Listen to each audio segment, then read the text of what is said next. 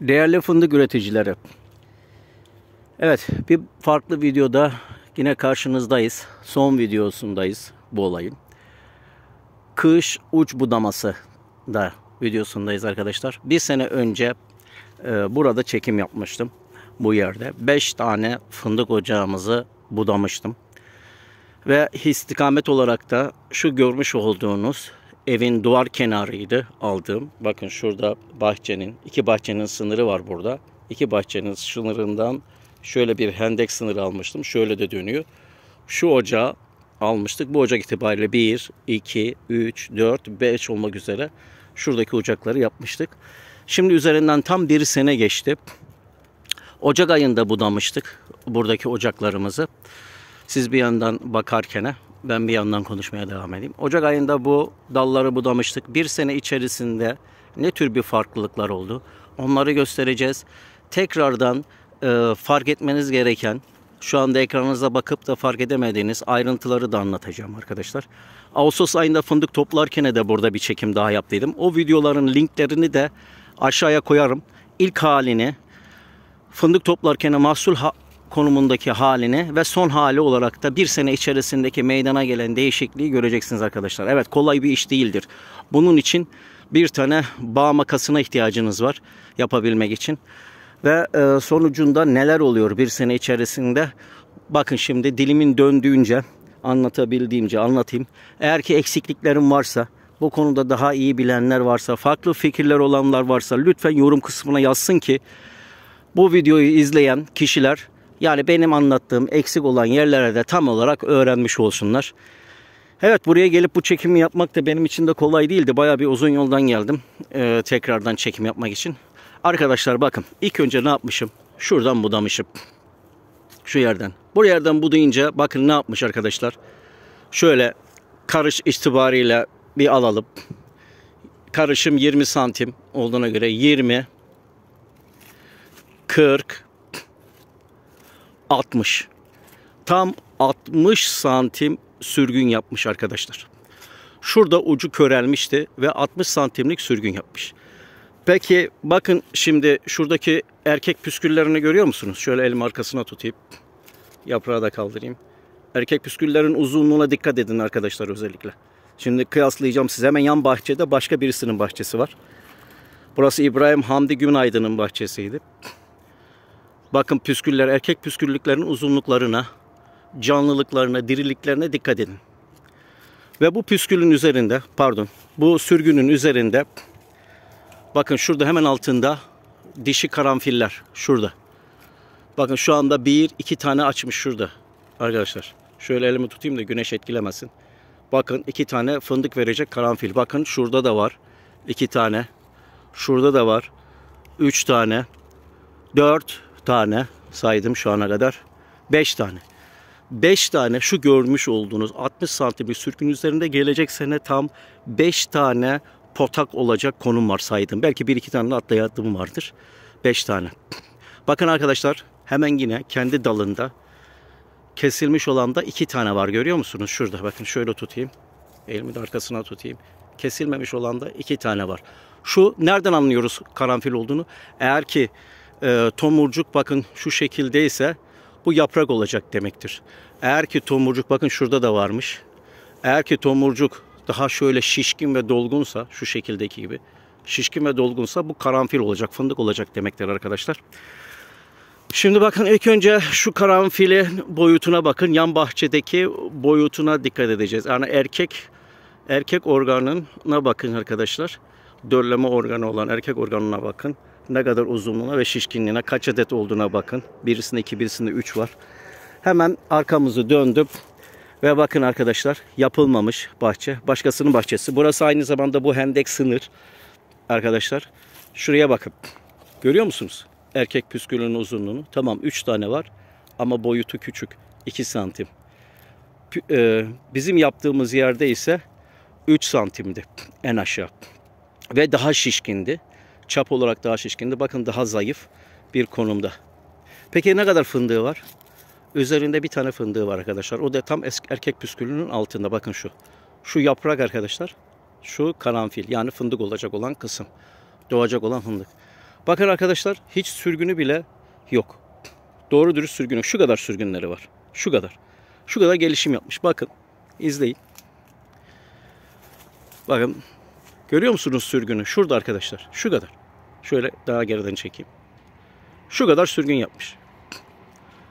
Sürgünü bu kadar. Sürgün bile yapmamış arkadaşlar doğru dürüst. Şimdi gelelim bizimkine bakalım. Şimdi sadece sen bir yeri mi gösterdin diyeceksin. Belki. Hemen alalım. Bakın şuraya bakın. Şuradaki sürgünü görüyor musunuz arkadaşlar? Şu sürgüne bakın. Nereden nereye gelmiş. Ta şuraya kadar gelmiş. Bakın bir sürgün de buradan vurmuş. Şöyle gene gelmiş. Budamış. Şurada şuradan uzamış. Ve her bir yerindeki bakın uzunluklarına bakın. Erkek karanfillerin. Şöyle ışığı dengeleyerek göstereyim arkadaşlar. Erkek karanfillere bakın arkadaşlar. Görüyor musunuz fındıkları? Evet. Birinci söyleyeceğimiz bu. Tabii ki yaprak boyutunu Ağustos ayında söylemiştim. Hadi tekrarlayalım yine. Belki ilk defa izleyecek olanlar olur. Bir tane yaprağını kıralım şuradan arkadaşlar. Bakın yaprağın boyutuna bakın arkadaşlar, büyüklüğüne. Şimdi yapılmamış olan karşı taraftaki fındığın yaprak boyutuna bakın. Bakın koparttım. Bu yaprağın boyutuna bakın. Kıyaslayın arkadaşlar. Şöylece. İşte bakın yan tutayım da. Veya şöyle tutayım bakın. Şurada görüyor musunuz boyutu arkadaşlar? Budanan fındığın yaprağı sanki kabak yaprağı gibi. Budanmamış yaprağı ise küçük. Peki şimdi size soru soruyorum. Bu yaprak daha büyük olursa ve fındık daha fazla fotosentez yani güneş enerjisinden yararlanırsa fındığın randımanı, verimi nasıl olur acaba sizce? Evet, bunu size bırakıyorum. Ben kendim cevaplamıyorum. Muhakkak biliyorsunuzdur eminim. Evet, bir farkı da burada arkadaşlar göstereceğimizin. Şimdi bakın bir de şu dalı eğeyim. Şurada genç dalı, arkadaki genç dalı da budadık. Bu dallar şimdi çıktığı zaman bakın genç daldaki şekil nasıl alınmış oluyor. Bir çiçek gibi nasıl dallanmış, böyle bir forma almış. Genç budamasındaki yaptığımız konumu göreceksiniz arkadaşlar. Bakın eğiyorum. Şunu görüyor musunuz arkadaşlar? Şu genç fidana bakın. Şimdi şunu gencin dallanmasına bakın arkadaşlar. Formuna bakın, fazla yukarıya gitmeden her tarafta dallanmış durumda. Tam 3 tane çatal oluşturmuş durumda şu yerde. Gördünüz mü arkadaşlar? Mükemmel bir durum. Ve sürgünlere bakın. Sürgünlerin her biri 60-40 santim boyutlarında sürgün sürmüşler. Hatta aşağı eğeyim de öyle bakın. Bir durdurayım şurada. Evet arkadaşlar bakın. Dalı görüyor musunuz arkadaşlar? Şekillenmeye bakın daldaki. Görüyor musunuz şekillenmeyi arkadaşlar? 3 dala ayrılmış durumda. Her birinin sürgünlerine dikkat edin arkadaşlar. Sürgünlerin uzunluklarına. Bakın oradakinin. Bakın şu taraftaki uzunluklarına. Şu taraftaki uzunluklarına. Püsküllere bakın. Üzerindeki fındık, oluşan fındığa da dikkat edin lütfen. Bakın. Ne yapmışız? Uç kısmını kesmişiz. Dalların birbirine temasını önlemişiz. Bakın gövdesindeki kılçıklara bakın. Gövdesindeki kılçıklar da çok önemli. Görüyor musunuz arkadaşlar? Müthiş bir dal olacak. 2 sene sonra bunun verimine de hiçbir dal olmayacak arkadaşlar. O kadar verimli bir dal olmuş olacak. Tabii ki bu ihtiyar yakışıklı dediğimiz, o süreçteki yakışıklı dediğimiz dal çıkacak ve yerine bu genç dal almış olacak. Evet. Burada durdurayım, bir yan tarafına geçelim. Yan tarafından da çekim yapalım. Evet. Yan tarafındaki bir dal arkadaşlar. Yine bir genç bir sürgün. Bakın dallanmasına bakın. Işkınlarına bakın. Ne kadar bir sürgün sürmüş. Bakın şuraya gidişine. Şimdi şuradaki bir temas görüyoruz arkadaşlar. Ne yapıyorduk arkadaşlar? Dalların bir kere birbirine temasını kesiyorduk. Şimdi bu dal bu dala temas ettiğine göre bu genç fert, bu da yaşlı bir fert olduğu için, yaşlı fert ileride çıkacağından dolayı bir kere yaşlı ferdin şurasından, bakın şu yerinden kesiyorum. Evet. Dala olan temasını bir kere aldık arkadaşlar. Burada belki şu anda 3 püskül ve fındık olarak saydığımız zaman 1, 2, 3, 4 tane fındığı ve 4 tane fındıktan olmuş diye gözüküyor olabiliriz. Ama arkadaşlar bu 4 fındığın karşılığını nasıl alıyoruz onu da söyleyeyim. 4 fındıktan değil aslında 20 fındıktan olmasını koruyor. Nasıl arkadaşlar?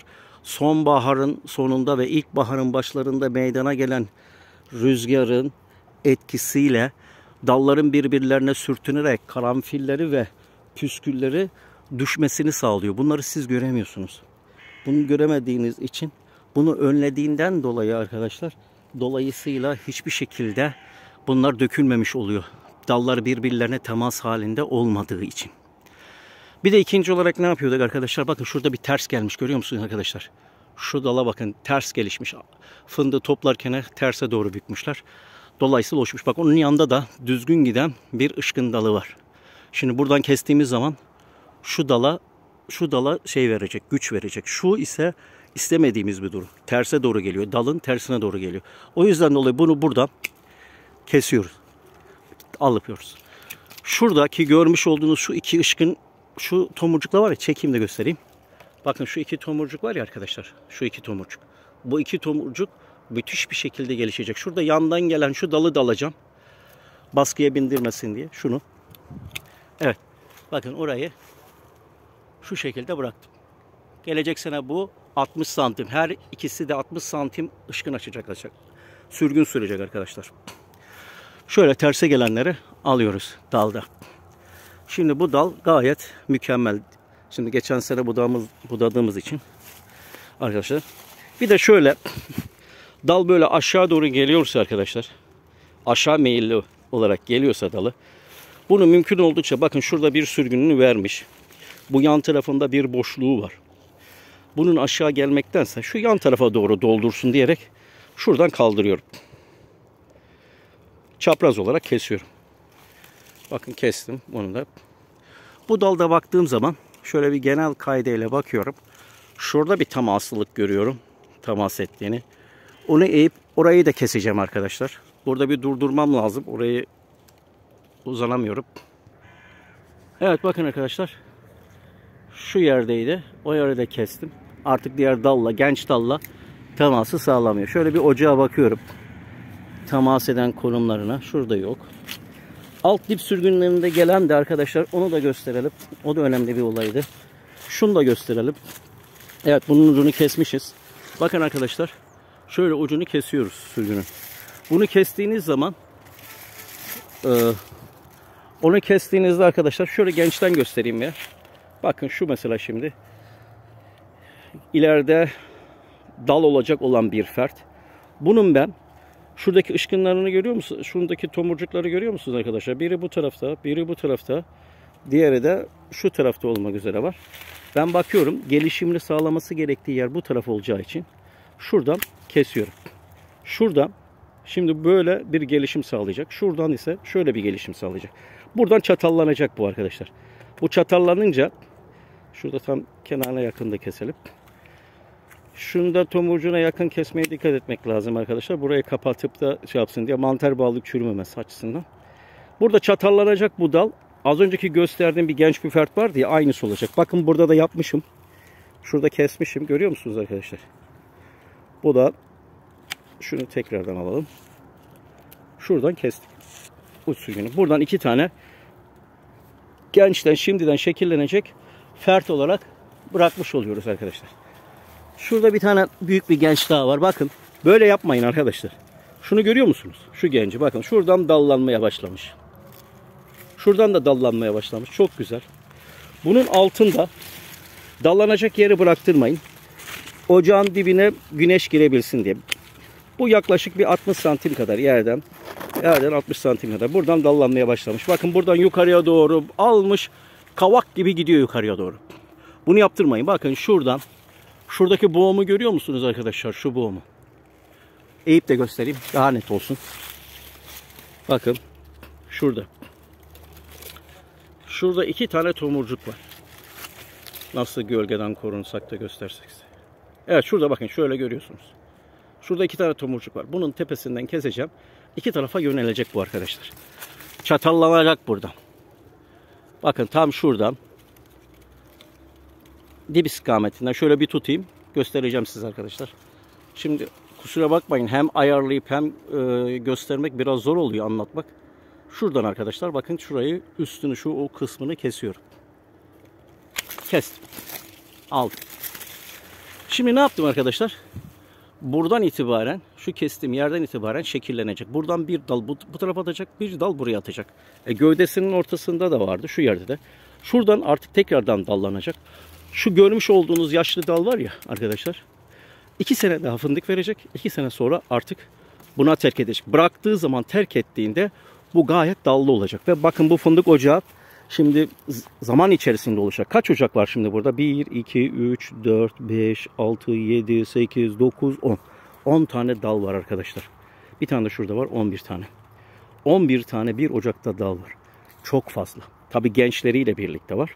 Şimdi ihtiyar kaç tane var? 1, 2, 3, 4 tane ihtiyar var. Demek ki bu 5 tane ihtiyar var. 5 ihtiyar çıkacak. 6 dal kalacak. Tam ideal noktasına. Yani ocağın genişliğine.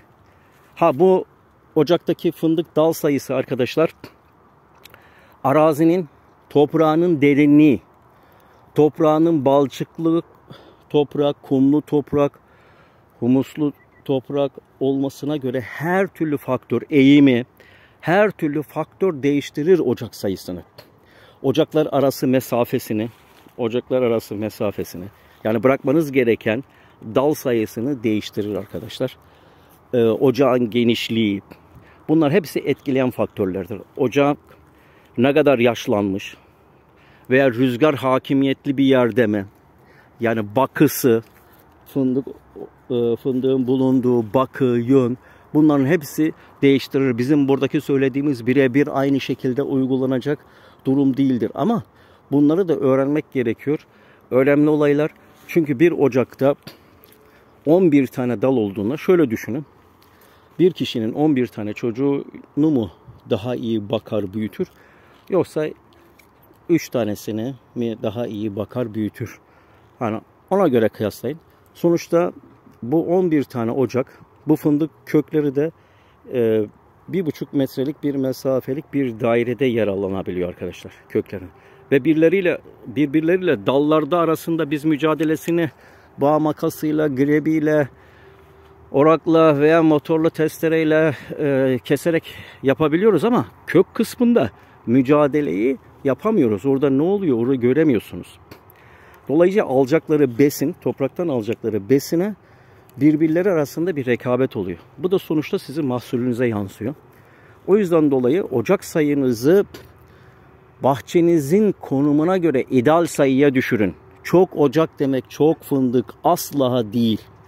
Az dal, kaliteli ve fazla fındık demektir arkadaşlar. Ayrıyeten az işçilik demektir.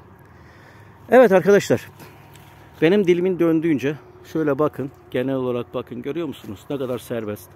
Şurada bir karışıklık var. Şurayı ben halledeceğim, tekrardan keseceğim. Video çok uzamasın. Onu da göstermek istemiyorum. Benim burada göstereceklerimi göstermiş oldum.